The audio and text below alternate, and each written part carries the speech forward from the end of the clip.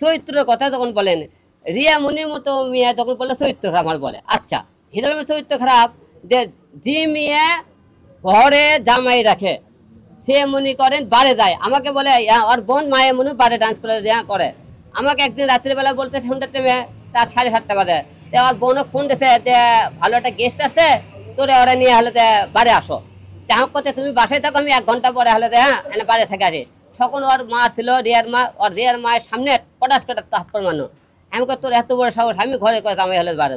তাহলে এই যে ঘরের জামাই রাখে তারা বাড়ে যেতে চায়, তারা কি কয় সেটা পরে কি হয় না।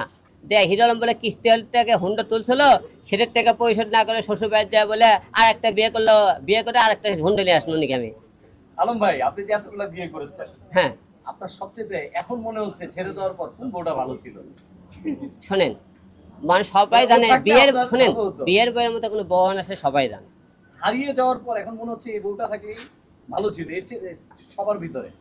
না, প্রথম বইয়ের বউর মতো তো কোনো বউ হয় না, সে সবাই জানে আপনি। আর যেগুলো পড়ে আছে এরা তো তাদের নিজের স্বার্থর জন্য আছে।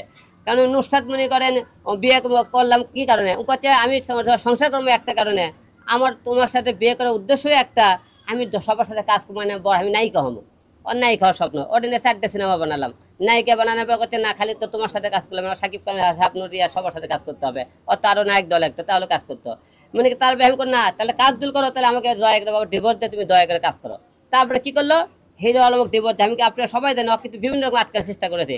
সে পরে কি করলো, সে আমাকে ডিভোর্স দিয়ে কিন্তু বিভিন্ন ছেলের সাথে কাজ করলো। রিয়া মনি কি করলো, যখন নুসরাত চলে গেলে কি করলো, তার চরিত্র খারাপ। সবাই খালি চরিত্রই তো খারাপ পায়, মেয়েদের তো চরিত্র এতই ভালো।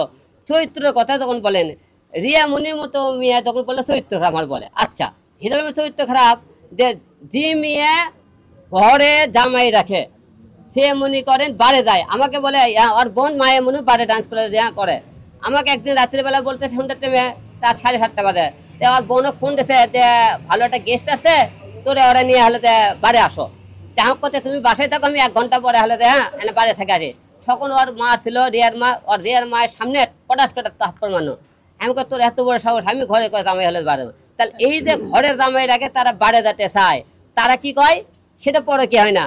ঘরে জামাই রাখে মনে করেন হলে সে জামাই কথা না শুনে আপনি হলে নাচ গান করে, সেটা পরে কি করে না। ঘরে জামাই রেখে মনে করেন হলে বিভিন্ন জায়গায় মদ পান করে, সেটা পরে কে না। ঘরে মনে করেন বাপ হলে হসপিটাল মৃত্যু সজ্জায়, সেই টাইমে দেয় আপনারা হলে মনে করেন অন্য ছেলে নাচ গান করে, সেটা পরে কি আপনারা করেন।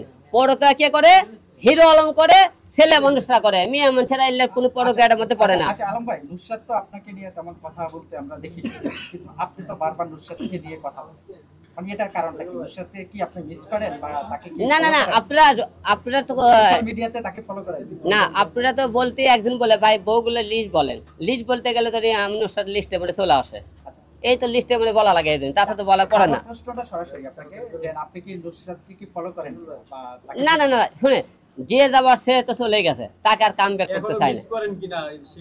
নুসরাত তো আপনাকে নিয়ে কিছু বলেন না, নুসরাতে আমার বিরুদ্ধে সে কিছু বলেনি। আবার মনে করেন এখন মনে করেন সবাই খালি বলছে, বলেনি মানে ও বলছে হিরো আলমের চরিত্র খারাপ, কে কয় বলেনি, আপনারা নিয়ে ইন্টারভিউ নিতেন। এখন তো বলবি না, এখন তো তার মার্কেট নাই, বলবি কোথেকে। এখন আপনার মার্কেট তোলার জন্য ওর কাছে যান আপনারা, হিরো আলম উল্টা পাল্টা বলতেছে বক্তব্য বললেন, তাহলে তো আপনার মার্কেটে কেন ফলো করবো, সে কে তাকে আপনি শোনেন, হিরো আলম যাই যায় হাত ধরে লিয়াচ্ছে, সে করে একটা মার্কেট দেখেন তো।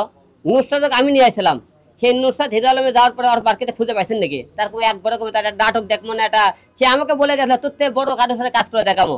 আমার থেকে বড় কে, আমার থেকে যারা ব্যাগ বইছে তাদের সাথে কাজ করছে।